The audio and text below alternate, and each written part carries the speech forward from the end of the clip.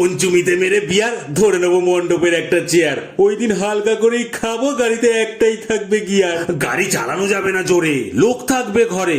বউ বলেছে ফিটিং হলে ঢুকবে একদম পুজোর পরে। ষষ্ঠীর দিন দেখি প্ল্যানে একটা ভটকা রাখি, 10টার পর না হ্যাঁ আর একটা নেবো যদি ঠিকঠাক থাকি।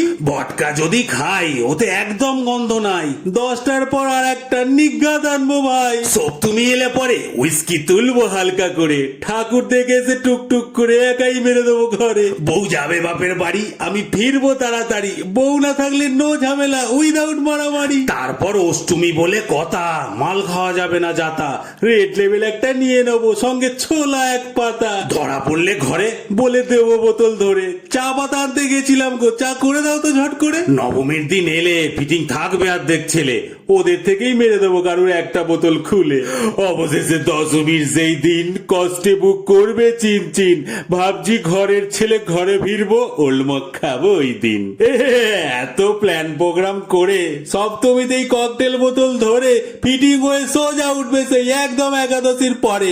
উঠে বলবে, এ বাবা পুজো চলে গেল নাকি, কয় ফোনটা দাও তো দেখি, আহ্লাদ করে একটা স্ট্যাটাস দি, পুজোর আর মাত্র 360 দিন বাকি।